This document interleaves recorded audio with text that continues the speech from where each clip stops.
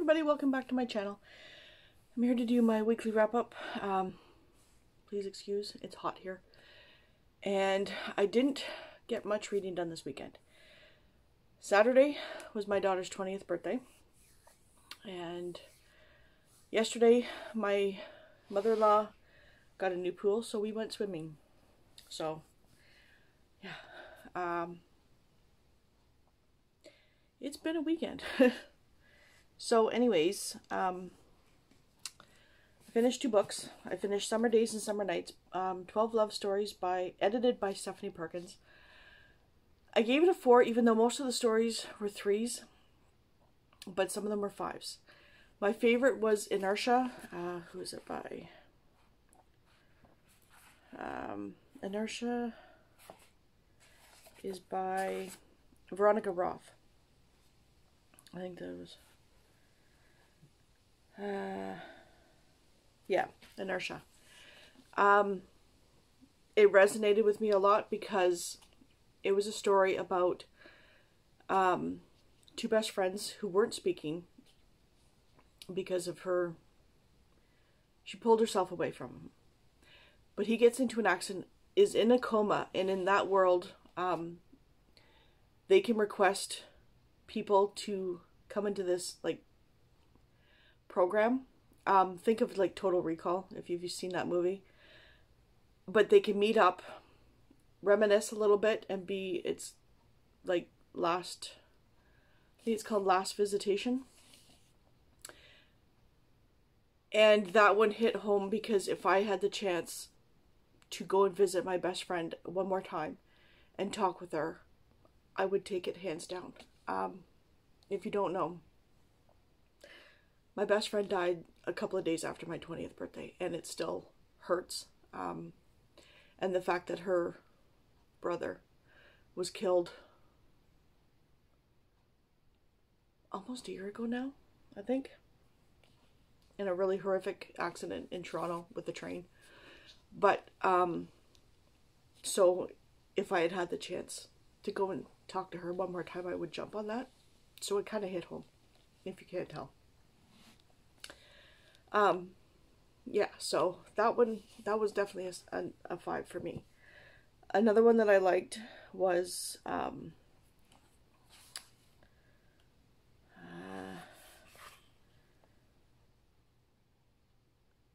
Brand New Attraction by Cassandra Clare and 1,000 Ways This Could All Go Wrong by Jennifer E. Smith. The first couple were my worst. The worst one that I absolutely did not like was Sick Pleasure by Francesca Lia Block. Yeah, no. What was it about? Oh, yeah. It was about girls going to this bar or like dance place for not teenagers, but you know, they had fake IDs, I believe. And there's this set of boys, and she hooks up with one of the boys, and then all of a sudden he hooks up with somebody else, and it was just discombobulated, and it was just no. So overall, I gave this 4 because some of them kind of really hit home. Yeah. So there's that one. And then the other one I finished was Lisa Kleypas's Devil in Winter. It's book 3 in the Wallflowers. Did I give this a 4? Yeah, I gave this a 4 because Lord St. Vincent insults her a couple of times, and I can see why he did, but it still doesn't excuse the fact that he did it. So Evie, if you've read the first 2 books, Evie is so shy and so scared to talk to people, and she's being, what's the word? Almost locked up by her family because her father is dying, and they want to control where the money goes because she's the only heir, and since women can't get the money, they want the money. So she goes up to Lord St. Vincent and proposes a marriage of convenience, and he's in need of money because his father has pretty much frittered away their money. Yeah. So it was really good. I love seeing guys squirm when they realize that they're in love. But yeah, so it's book 4. I'm currently reading 4 books. 2 of them, well, almost 3, I have to really work on because 2 of them are due tomorrow and then at the library, and 1 is due Wednesday. It's an ebook. So I'm going to focus on The Lies That Bind by Kate Carlisle. And didn't even realize that Kate Carlisle, I have several books of hers from Harlequin. She writes both cozies and Harlequin books. So this one is book 3 in the Bibliophile mystery. She is a bookbinder. She restores books, like the old books. And so many people are either dropping dead or getting hurt around her. It's pathetic. But this one, it's the murder is, there's this foundation or celebration, sort of. It's Bay Area Books Association, so they call it BABA. And the head of that gets murdered. But along with that, 2 other people get hurt, attacked so far anyways. And she's always the first one on the scene to find the bodies, to find the people hurt, whatever. So far it's about a 3. So I can't say much more than that. I'm a little over halfway. And this is one of the ones that's due tomorrow. This one is due tomorrow, and it's Candace Camp's Treasured Secrets of the Loch series, and it's book 1. Oh yeah. This one is tied into another series. I don't know the name of it, but that other series kind of comes in before this book. So just be warned. And that is, the guy's name in it is Derek Craven. So if you don't want to be spoiled, which I didn't realize until later, that about Derek Craven's, there's just a small little spoiler, but in here for that book. So just be warned. So this is Candace Camp's Treasured. I've started like 2 chapters in. Yep, 2 chapters in. And it is about a girl who's kind of taking care of her aunt at their like castle in Scotland. And her aunt is slowly going downhill with Alzheimer's, dementia, that sort of deal. And not Andrew, that's her brother. Jack Kensington shows up and says he owns the castle. And she's like, no, it's my family estate. And he's like, yes, but I have this certificate and deed saying that your brother had lost the estate to me in a card game. He gambled away the house, and that's pretty much where I am now. That her brother gambled away their homestead, and she doesn't know what she's going to do. But there's also a prologue of something that happened almost, well, there's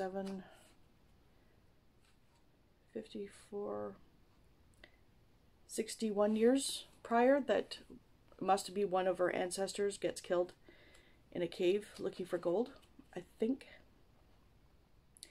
So I'm sure that'll tie in later on because it has to do with looking for gold, and there's kind of like a little mystery in here as well. So then this one is due in a couple of days. Lorraine Heath's Beyond Scandal and Desire. I think this is book 1 of the Sins for All Seasons novel.